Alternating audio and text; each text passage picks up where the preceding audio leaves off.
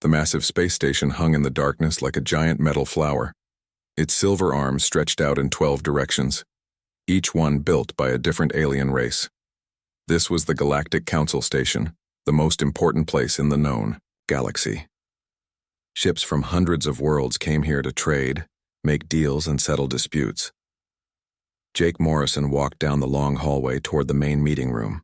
His black suit was pressed and clean, but he felt tired after 6 months of talks that went nowhere.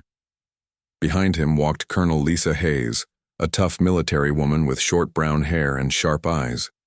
She carried a small bag with Earth's military files. Next to her was Dr. Ben Carter, a thin man with glasses who knew more about alien life than anyone else on Earth. The 3 humans had been living on this station for half a year, trying to get Earth into the Galactic Council. Every day was the same. They would sit at a huge round table with 12 alien representatives. They would talk and argue and make offers, but nothing ever changed. The meeting room was enormous. The ceiling was so high that Jake could barely see the top. 12 different types of chairs sat around a circular table, each one made for a different alien body. Some were tall and thin, others were short and wide. One looked more like a tank of water than a chair. Jake took his seat at the small human section. It was added just for these talks, squeezed between the Zenthari and the Korthian spaces. The message was clear. Humans were not really part of this group yet. Chancellor Vextar of the Zenthari Empire was the first to speak. He was 8 feet, tall with gray skin and 4 arms. His voice was deep and cold. "Today we end these long talks," he said. "The Council has made its final decision about the human request." The other aliens nodded their agreement. Kilnash, the Korthian trade minister, made a sound like clicking metal. His body looked like a giant insect made of blue metal. "Yes, we have been very patient with your species," he said to Jake. 6 months is longer than we usually spend on such matters." Jake felt his stomach tighten. He had a bad feeling about what was coming next. Dr. Ben Carter leaned forward in his chair. He had studied these aliens for years and could read their body language better than most humans. The way they sat, the sounds they made, everything told him this would not be good. News Chancellor Vextar pulled out a long metal tablet and began to read. "The Galactic Council offers the following terms to the human species. First, Earth and all human colonies will become client worlds under Zenthari protection. Second, all human military ships must be surrendered to Council forces within 1 standard year. Third, all human trade outside your home system will be taxed at 90%, with funds going to Council operations." Jake's hands turned into fists under the table. This was worse than he had expected. "Fourth," the Chancellor continued, "humans will be restricted to travel within their home system and 3 approved colony worlds. Travel to other systems requires Council permission. Fifth, humans will have no voting rights in Council decisions for 50 standard years. After this time, voting rights may be considered based on behavior and compliance." The room was completely quiet. Even the usual humming and clicking sounds from the alien devices had stopped. Everyone was waiting to see how the humans would react. Colonel Lisa Hayes spoke first. Her voice was calm, but Jake could hear the anger underneath. "You call this membership in the Galactic Council? You call this joining as equals?" Dr. Carter added, taking off his glasses to clean them. It was something he did when he was upset. Kilnash made his clicking sound again. "Humans are a young species. You have only been in space for a few hundred of your years. Most Council members have been traveling between stars for thousands of years. This offer gives you safety and guidance as you grow." "Safety from what?" Jake asked. "From yourselves," said Morketh, the representative from the Vorthan Collective. Her voice sounded like wind through metal pipes. "Young species often make mistakes that destroy them or others. The Council has seen this many times." Jake looked around the table at the 12 alien faces staring at him. Some looked bored, as if this meeting was not important. Others seemed curious about what he would say. A few appeared almost hungry, like they were waiting for him to beg or get angry. "How long do we have to think about this offer?" Jake asked. Chancellor Vextar's forearms moved in what Jake had learned was their version of a shrug. This is our final offer. There is nothing to think about. Accept or reject. But decide now. Dr. Carter whispered something to Colonel Hayes. She nodded and whispered back. Jake could see they were both upset but trying to stay professional. Jake stood up slowly. The aliens watched him with interest. Some of them had never seen a human stand up to authority before. 6 months ago, Earth sent us here in good faith, Jake said. His voice was steady and clear. We came hoping to join a community of equals. We brought gifts of our science, our art, our friendship. We were ready to share everything we had learned and to learn from all of you. He walked around to his chair and picked up his papers. But what you offer is not membership. It is surrender. You want us to give up our freedom, our ships, our right to explore and trade. You want us to become your servants and call it protection. Chancellor Vextar's gray skin seemed to darken. You speak foolishly, human. Do you understand how dangerous the galaxy can be for a species like yours?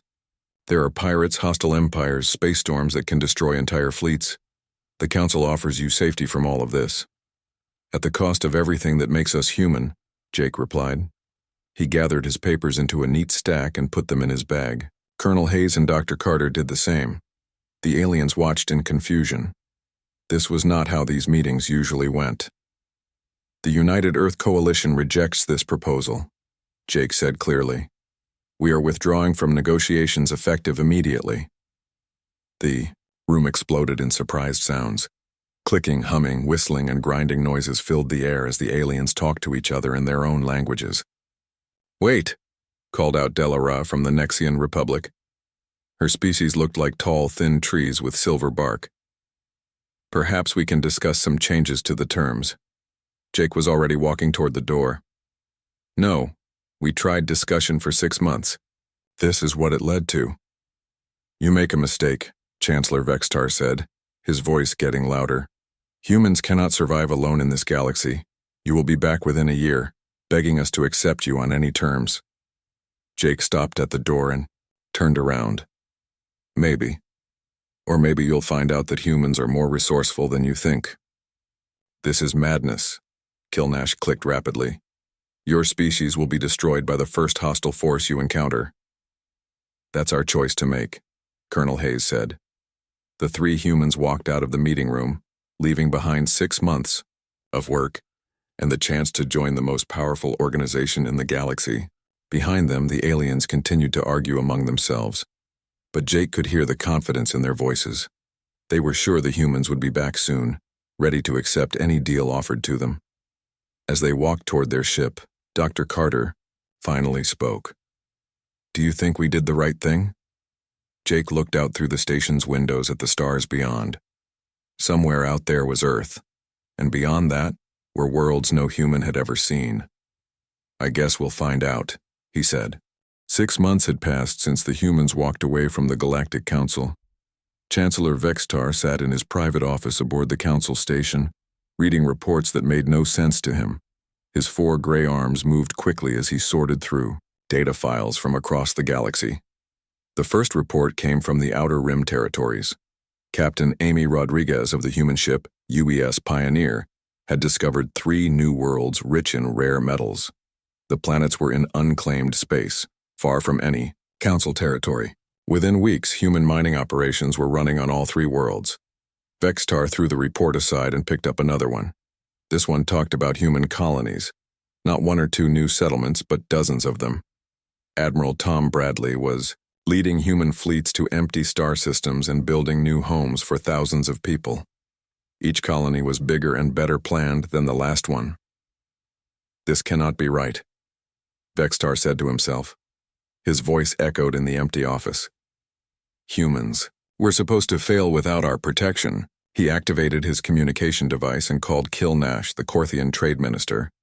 The insect-like alien appeared on the screen, his blue metal body clicking nervously. Have you seen these reports about human activities? Vextar asked. Yes, Chancellor. They are unexpected, Kilnash replied. His clicking sounds were faster than usual, which meant he was worried. My trade networks are reporting strange things. Humans are selling goods in markets we thought they could never reach. Vexitar activated another screen and pulled up a star map. Red dots showed human colonies and outposts. 6 months ago, there had been only 4 red dots, Earth, and 3 small colonies. Now there were 27 dots scattered across the galaxy. How are they moving so fast? He wondered out loud. The answer came in another report, this one from Council Intelligence Services. Dr. Susan Walsh, a human scientist, had developed something called quantum communication networks. These networks let humans talk to each other instantly across vast distances without using Council relay stations. Even worse, the humans were sharing this technology with other species. The Vashti Collective, a group of traders who had never been friendly with the Council, now had human communication systems on all their ships. Vextar's skin turned a darker shade of gray. This was not how things were supposed to work. Young species needed the Council's guidance and protection. They were supposed to struggle and fail until they accepted Council rule. A soft chime told him someone was requesting entry to his office. "Come in," he called. Yarketh, the Council's chief spy, walked through the door. He was from the shadow species, beings who looked like living darkness with glowing yellow eyes. He moved without making any sound. "Chancellor, I have urgent news. From the Kepler sector," Yarketh said. His voice sounded like whispers in an empty room. "More human expansion?" Vextar asked, tired of bad news. "Worse. The humans have made military alliances." Vexketh activated a new display screen. It showed a space battle between human ships and a large group of pirates. The pirates had been attacking trade routes for months, and Council forces had been unable to stop them. "Watch this," Yarketh said. The display showed human ships moving in perfect formation. Their weapons were not the most powerful in the galaxy, but they used them with incredible skill. The human fleet, led by Captain Steve Parker, surrounded the pirate ships and destroyed them without losing a single vessel. "The pirates had superior numbers and firepower," Yarketh explained, "but the humans fought smarter. They used tactics we have never seen before. So they won one battle," Vextar said, trying to sound unimpressed. "That proves nothing. There is more, Chancellor." After the battle, the Vashti Collective formally thanked the humans for protecting their trade convoy. They have now signed a mutual defense agreement. Vextar stood up so quickly that his chair fell over. "They what?" "The Vashti are not the only ones," Yarketh continued. "The Outer Rim Alliance has also made agreements with humans. So have 4 smaller species we barely keep track of. The humans are building their own network of allies." The Chancellor walked to his window and looked out at the stars. For 3,000 years, the Galactic Council had been the center of power in this part of the galaxy. Species came to them asking for membership, protection, and trade rights. Now, for the first time, a species had walked away and was building something new. "What about their technology?" Vexitar asked. "Surely they cannot match our scientific advances." Yarketh made a sound like wind through broken glass, which was how his species laughed. "You should see this report from our medical division." He handed Vextar a datapad. The report described new human medicines that could heal diseases the Council had struggled with for centuries.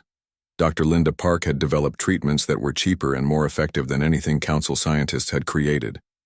"Their medicine is now being sold on 47 worlds," Yarketh said. "Species are choosing human doctors over Council-approved healers." Vexitar threw the datapad across the room. It hit the wall and broke into pieces. "This is impossible. Humans have been in space for less than 500 years. We have been exploring the galaxy for thousands of years." "Yes, Chancellor, but they learn very quickly." Another communication request chimed in the office.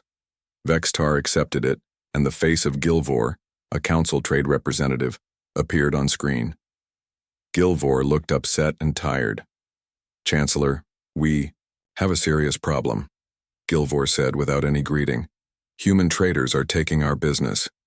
"Explain," Vextar ordered. "A human businessman named Carl Johnson has established trade routes that connect dozens of worlds. His prices are lower than ours. His ships are faster and his workers are more polite. 3 major shipping companies have switched from Council-approved traders to human ones."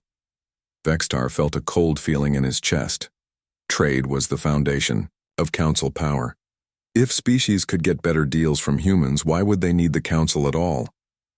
There is something else, Gilvor continued. The humans are not just trading goods. They are sharing knowledge, technology, even art and music. Species that have barely spoken to each other for centuries are now working together because of human connections. The communication ended, leaving Vextar alone with Yarketh. The office felt smaller and darker than before. How many species are now working with humans? Vextar asked quietly. Our last count was 18 species with formal agreements, Yarketh replied. But there are many more who trade with them or use their services. The number grows every week. Vexitar walked back to his desk and sat down heavily. For the first time in his long life, he felt uncertain about the future. The Galactic Council had always been the only choice for species wanting to join galactic civilization. Now there was another option. What do our military analysts say about human combat abilities? He asked. They are impressed and worried, Yarketh admitted. Humans fight differently than other species. They adapt quickly, work together perfectly, and never give up. General Frank Miller has won every battle he has fought, even against superior forces. Especially against superior forces. Humans seem to fight better when they are outnumbered. Vexitar looked at the star map again. The red dots representing human territory had grown larger and brighter. Lines connected them to other species, showing trade routes and alliance agreements. It looked like a web spreading across the galaxy. Schedule a council meeting, Vextar said finally. We need to discuss this human situation. What will you tell the other council members? Vexitar was quiet for a long moment. Outside his window, ships from dozens of species came and went from the council station, but he noticed that fewer of them carried the council's official trade permits than before. I will tell them that we may have made a mistake, he said. 1 year had passed since the humans rejected the council's offer. The great meeting hall that had once been filled with confident voices now echoed with worried whispers and angry arguments. 12 council members sat around their ancient table, but for the first time in centuries they looked afraid. Chancellor Vextar stood at the head of the table, his 4 gray arms holding a stack of reports that grew thicker every day. His skin had turned almost black with stress, and his voice was no longer strong and commanding. The situation has become critical, he announced to the gathered aliens. Human expansion continues at a pace we never thought possible.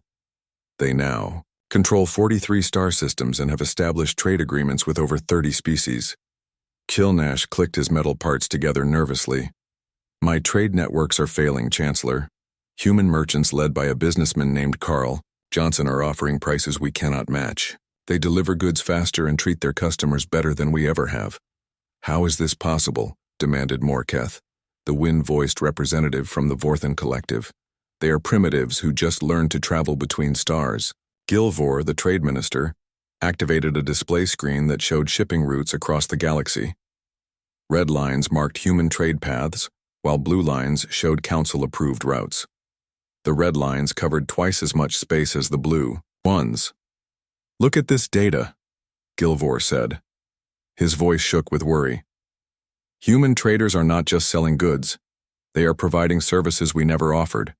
They help species solve problems, share technology freely, and even provide entertainment and cultural exchange. Entertainment? Vexitar asked. Human music, stories, and games have become popular on dozens of worlds. Species that never cared about culture are now requesting human art and literature. Some worlds have declared human holidays as official celebrations. Dr. Yelnath, the council's chief scientist, spoke up from her corner. She was from the crystal species, beings that looked like living diamonds. The technology reports are even more disturbing. Dr. Linda Park's medical advances have made our healers look primitive. Dr. Susan Walsh's communication systems work better than our relay networks that took us centuries to build. And their military capabilities? Vexitar asked, though he dreaded the answer. General Kexilar, the Zenthari war commander, stood up. His massive body was covered in battle scars and his voice was deep and rough. 3 weeks ago, I led a fleet to the Rigel sector to investigate human military strength.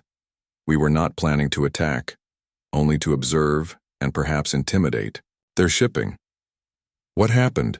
Several council members asked at once. We encountered a small human convoy led by Captain Steve Parker, 5 cargo ships and 2 escort vessels. I had 20 warships with me. Kexler paused, his skin turning pale. The humans destroyed 4 of my ships and captured 3 others. They did this without losing a single vessel. The meeting hall fell completely silent. In 3,000 years of council history, no young species had ever defeated a Xanthari military force. How? Vextar whispered. They fight like nothing we have ever seen, Kexler explained. Perfect coordination, creative tactics, and weapons that work better than they should. But more than that, they never panic. When we surrounded them, they acted like they had been expecting us. When we threatened them, they politely asked us to leave. When we refused, they fought with a skill that made my veterans look like children. You had superior numbers and firepower, Morketh protested. Numbers mean nothing if you cannot hit your target. The humans moved their ships like dancers, always in the right place at the right time. And their weapons. Kexler shook his head. They are not the most powerful in the galaxy, but they use them with perfect precision. Yarketh, the shadow spy, materialized from a dark corner of the room. There is worse news, council members. The humans have gained a powerful ally. Which species? Vextar demanded. The Eldar Concordat. Gasps and shocked sounds filled the meeting hall. The Eldar were one of the oldest and most respected species in the galaxy. They had been exploring space for 10,000 years and were known for their wisdom and neutrality. If the Eldar had chosen to ally with humans, it meant they saw something special in the young species. Elder Morden himself signed the alliance treaty, Yarketh continued. He made a public statement calling the Council's treatment of humans short-sighted arrogance and a failure of wisdom that will be remembered for centuries. Chancellor Vextar sat down heavily in his chair. The Eldar's opinion carried enormous weight across the galaxy. If they supported the humans, other species would follow. How many species have now broken their exclusive contracts with us? He asked quietly. Gilvor checked his data pad.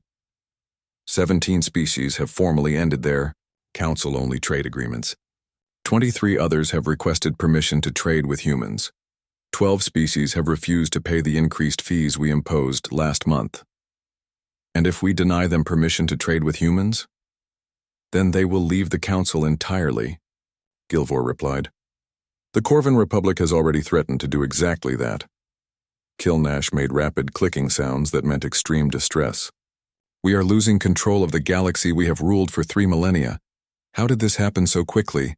Dr. Yelnath's crystal body flickered with different colors as she processed information. I have been studying human behavior patterns. They do not act like other species. Most young civilizations focus on survival and growth. Humans focus on cooperation and improvement. Explain, Vextar ordered. When humans establish a new colony, they do not just build homes for themselves. They create hospitals, schools, research centers, and cultural centers. Then they invite other species to use these facilities. They share their knowledge freely and ask for knowledge in return. That makes no economic sense, Gilvor protested. It makes perfect sense if your goal is long-term prosperity rather than short-term profit, Dr. Yelnath replied. Humans build partnerships instead of demanding submission. They offer friendship instead of protection. They share instead of hoard. Ambassador Delara, the tree-like representative from the Nexian Republic, swayed gently as she spoke. My government has received formal requests from our citizens to establish closer ties with humans. They want human teachers in our schools, human doctors in our hospitals, and human engineers helping with our infrastructure. And what did you tell them? Vexitar asked. I told them I would bring their request to the council, Delara replied. But I must be honest, Chancellor. If the council forbids this cooperation, my people may choose to leave the council entirely. The same is true for my species, added Zorek, the representative from the Aquatic Alliance. His voice bubbled through the water tank that served as his chair. Human underwater cities are marvels of engineering. My people want to learn from them. One by one, other council members shared similar stories. Their citizens wanted human technology, human entertainment, human friendship. The council's old method of controlling through fear and dependency was failing. What about Ambassador Paul Davis? Vextar asked. He was organizing some kind of coalition. Yarketh nodded grimly. The Free Trade Coalition now includes 28 species. They meet regularly to coordinate trade and defense. Davis has proven to be an excellent diplomat. Better than our diplomats? Vextar asked. He listens more and demands less, Yarketh admitted. Species trust him because he keeps his promises and treats everyone as equals. The meeting continued for hours, but every report brought the same message. The human approach to galactic politics was working better than the Council's ancient methods. Fear and control were losing to cooperation and respect. As the Council members filed out of the meeting hall, Vextar remained alone at the great table. For the first time in his long life, he wondered if the Galactic Council's time as the dominant power in the galaxy was coming to an end. Outside the station's windows, ships from dozens of worlds continued their daily business. But now, many of them flew to human colonies instead of Council worlds. The galaxy was changing and the Council was being left behind. 2 years had passed since Jake Morrison and his team walked out of the Council meeting room. Now he stood in his office on New Geneva Colony, looking out at a bustling human city that had grown from nothing in just 18 months. Ships from dozens of species landed and took off from the spaceport every hour, carrying goods, passengers, and messages between the growing network of human worlds. A soft chime announced an incoming message. Jake's assistant, Mary Chen, appeared on his communication screen. Her face showed excitement mixed with disbelief. Ambassador Morrison, we have received an urgent request from the Galactic Council, she said. Chancellor Vexitar himself wants to meet with you. He says it is a matter of extreme importance. Jake leaned back in his chair and smiled. After 2 years of silence, now they want to talk? It gets better, Mary continued. They are asking for permission to come here to our territory. They want to meet on New Geneva. The same council that told us we were too primitive to be equals now wants to visit our primitive colony? Apparently so. The message was very polite, almost desperate. Jake activated his desk display and pulled up the latest reports from across human space. 56 worlds now flew the Terran Federation flag. The Free Trade Coalition had grown to include 34 species. Human technology was being used on over 200 worlds, and human culture had spread even further. What does President Thompson think about this meeting request? Jake asked. She said the decision is yours, but she supports whatever you choose to do. President Mary Thompson had been elected leader of the new Terran Federation 6 months ago. Under her leadership, humanity had grown stronger and more united than ever before. She trusted Jake to handle diplomatic matters because he had started this whole journey by walking away from a bad deal. Tell Chancellor Vextar that I will meet with him, Jake decided. But the meeting happens here on our terms with our allies present. 3 days later, a small council fleet approached New Geneva Colony. Jake watched from the observation deck as the alien ships requested permission to dock. Their once proud vessels looked small and outdated compared to the sleek human ships and the colorful vessels of their many allies. The meeting room Jake chose was not the grand hall the council was used to. It was a simple conference room with windows that looked out over the colony. Representatives from 12 allied species sat around the table alongside the human delegation. The message was clear: humans no longer stood alone. Chancellor Vextar entered the room with only 2 advisors. The proud alien who had once demanded human submission now looked tired and worried. His gray skin was pale, and his forearms moved nervously as he took his seat. Ambassador Morrison, Vextar began, his voice much quieter than it had been 2 years ago. Thank you for agreeing to this meeting. You are welcome here, Chancellor, Jake replied politely. Though I admit I am curious about what brings the mighty Galactic Council to our humble colony. Vextar winced at the gentle mockery in Jake's words. The galaxy has changed much in the past 2 years. he said carefully. "The Council has been reconsidering many of our policies." "How interesting," said Ambassador Kate Turner, who now served as Jake's deputy. She had been the one to negotiate the alliance with the Vashti Collective. "What kind of reconsideration?" "We have come to realize that our previous offer to humanity was perhaps too restrictive," Vextar admitted. The words seemed to cause him physical pain. "We would like to extend a new invitation for Earth to join the Galactic Council." "What are the terms of this new invitation?"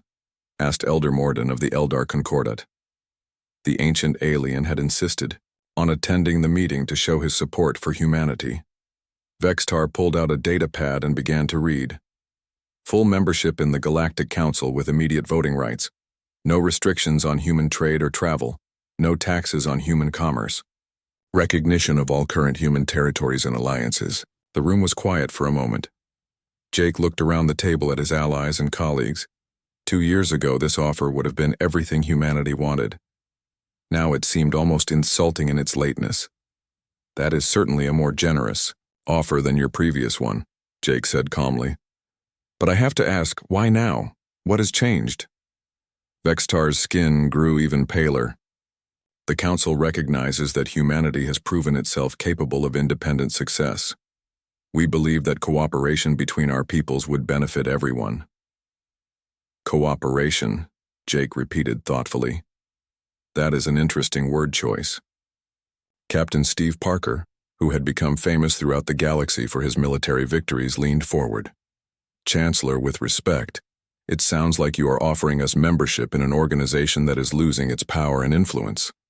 "The Galactic Council has ruled this part of the galaxy for 3,000 years, Vextar protested, but his voice lacked conviction.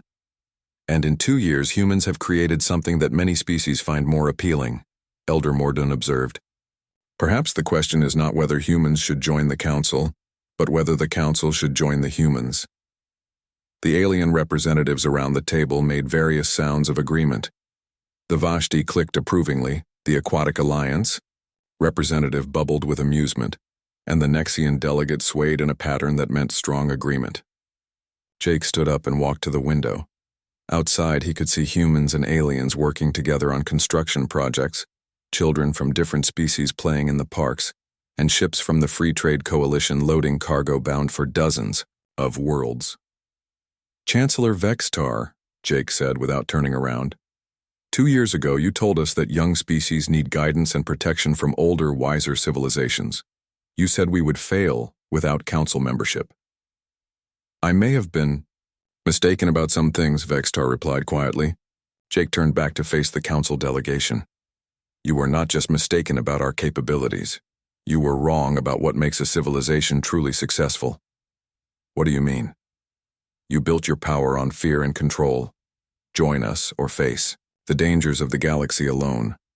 Accept our terms or be destroyed by pirates and hostile forces. Pay our taxes or lose access to trade routes." Jake walked back to his chair but remained standing. "Humans chose a different path. We built partnerships. Based on mutual respect, we shared our knowledge freely and asked others to share theirs. We helped our allies solve their problems and asked for help with ours. We treated everyone as equals, regardless of how long they had been traveling between stars.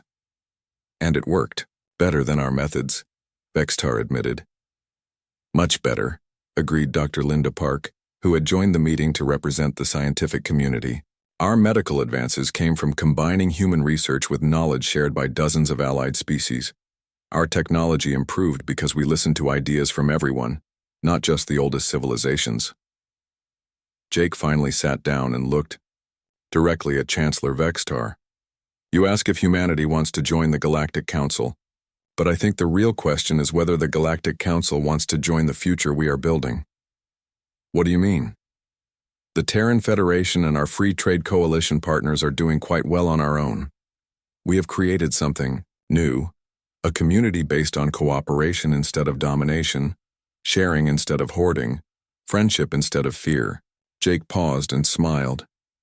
"However, we are always willing to discuss mutual cooperation agreements with other civilizations, as equals, of course."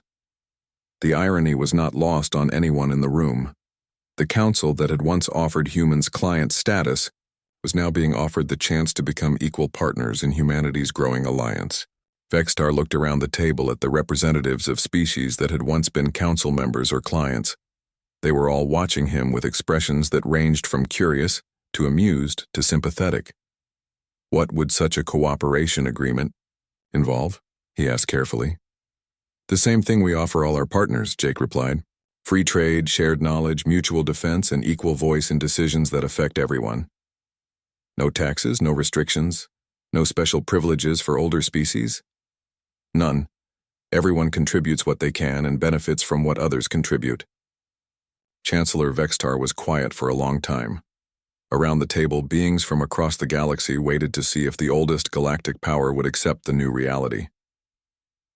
I will need to discuss this with the full council, Vextar said finally. Of course, Jake replied. Take all the time you need. The Federation and our allies will be here when you are ready. As the council delegation prepared to leave, Vextar stopped at the meeting room door. Ambassador Morrison, may I ask you something? Certainly. Do you ever regret walking away from our first offer, even knowing the risks you faced? Jake thought about the question seriously. Chancellor, 2 years ago you offered us safety in exchange for our freedom. Today, we have both safety and freedom, plus friends across the galaxy and a future full of possibilities. So no regrets? None at all. Sometimes the best decision you can make is to walk away from a bad deal and create something better. After the council delegation left, Jake remained in the meeting room with his allies. Through the windows he could see the lights of New Geneva Colony stretching toward the horizon, a symbol of what humans could accomplish when they refused to accept limitations others tried to place on them. The galaxy had changed, and humanity had been the catalyst for that change. Not through conquest or domination, but through the simple revolutionary idea that all intelligent species deserve to be treated with respect and dignity. It had been a good decision to walk away.